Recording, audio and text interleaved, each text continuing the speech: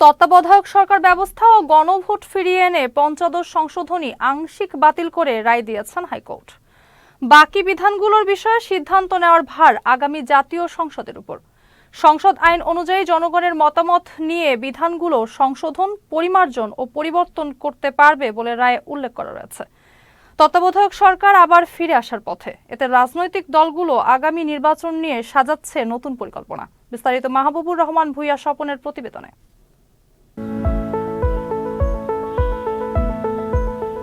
যে দেশে গণতন্ত্র আছে সেখানে নির্দিষ্ট সময় পরপর নির্বাচন অনুষ্ঠিত হয়ে থাকে।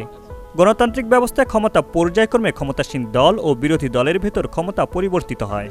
চিরস্থায়ীভাবে কোনো দল বা ব্যক্তির শাসন প্রতিষ্ঠিত করা গণতন্ত্রের লক্ষ্য নয়।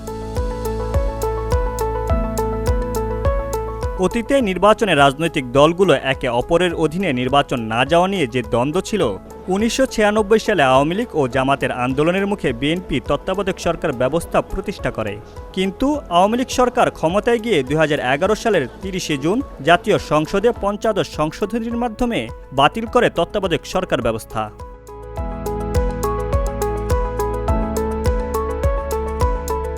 গণতন্ত্রের ধারাকে ব্যাহত করেছে বিগত সময়ের নির্বাচন ব্যবস্থা, যা আওয়ামী লীগ সরকার নিজের সুবিধার্থেই করেছে। ত্রয়োদশ সংশোধনীতে এই তত্ত্বাবধায়ক সরকার ব্যবস্থাটা আনা হলো। কেন আনা হলো? কারণ জনমানুষের মনে এটা ছিল, তারা জনমানুষ বিশ্বাস করত, যেহেতু আমরা গণতান্ত্রিক দেশ, এই গণতান্ত্রিক দেশে আমরা চিন্তা করি যে আমাদের জনগণই সব কিছু। আমাদের জনগণের একটা চিন্তা ভাবনা যে রাষ্ট্রীয় দল, রাজনৈতিক দলগুলো একে অপরকে বিশ্বাস করে না। নাম্বার 2, কোনো দলীয় সরকারের অধীনে কখনো নিরপেক্ষ নির্বাচন হতে পারে না। এ কারণেই আসলো আমাদের তত্ত্বাবধায়ক সরকার ব্যবস্থা। এই তত্ত্বাবধায়ক সরকার ব্যবস্থাটা যখন এই আওয়ামী লীগ সরকার ২০১১ সালের পরে তারা যেভাবে তড়িঘড়ি করে এই তত্ত্বাবধায়ক সরকার ব্যবস্থাটা বাতিল করে দিয়ে যে গণতন্ত্রের ধারাটাকে তারা ব্যাহত করেছে, যার ফলে তারা 3টা নির্বাচন তাদের অধীনে নির্বাচন করে তারা কোনো পার্টিসিপেশন ছাড়া, ওরকম কোনো বড় দলের পার্টিসিপেশন ছাড়া তারা ক্ষমতা বসে গেছে। এইটা হচ্ছে সম্পূর্ণ আনকনস্টিটিউশনাল। এটা সংবিধানের সাথে সাংঘর্ষিক, এটা গণতন্ত্রের ধারাকে ব্যাহত করেছে। তত্ত্বাবধায়ক সরকার পদ্ধতি প্রচলন করেও বাংলাদেশে নির্বাচন অবাধ ও নিরপেক্ষ হয়নি। সেই প্রশ্নের ঊর্ধ্বে কতটুকু আসতে পারবে এবারে তত্ত্বাবধায়ক সরকার ব্যবস্থা? আমাদের দেশে একটা সুষ্ঠু গ্রহণযোগ্য নির্বাচন করার জন্যে নির্বাচনকালীন নির্দলীয় নিরপেক্ষ তদারকি সরকার দরকার, যে নামেই হোক না কেন। তা সেইটা আমাদের এক সময় ছিল, সংবিধানে নাই, সেটা ফিরিয়ে আনা দরকার। এটা 1 নম্বর। দ্বিতীয়, অতীতে তত্ত্বাবধায়ক সরকার করতে যেয়ে কতগুলো জটিলতা হয়েছিল, এটা অস্বীকার করার উপায় নেই, অপব্যবহার হয়েছিল।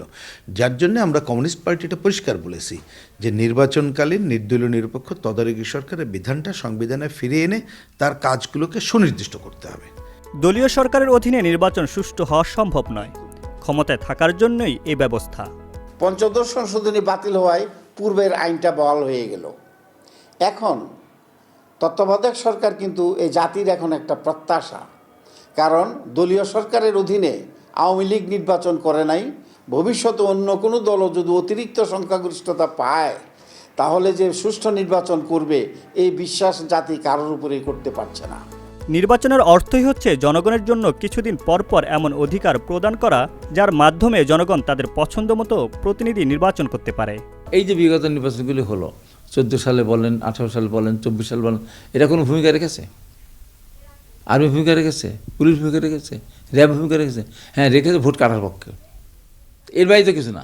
তাই আমি মনে করি যে আগামী যে নির্বাচন তত্ত্বাবধায়ক সরকার যখন হবে, তখন মানুষ ভোট দিতে পারবে। তারপরে কেউ যদি বলে স্থূল কারচুপি হয়েছে, সূক্ষ্ম কারচুপি হয়েছে, সেটা বলতে পারে, নাও বলতে পারে। এবার এই শিক্ষা হওয়ার পরে আর তো কারো বলার কথা না। যদি ক্ষমতাসীন সরকার নির্বাচনকে প্রতিহত করে ক্ষমতায় থাকতে চায়, তাহলে গণতন্ত্র নিয়ে প্রশ্ন জাগেই। আওয়ামী লীগের গত 3 নির্বাচন সেই প্রশ্নকে আরও জোরালো করেছে। তবে ছাত্র জনতার নতুন বাংলাদেশে আগামী নির্বাচন হবে জনগণের, সেই প্রত্যাশা সর্বসাধারণের। Channel S, Dhaka.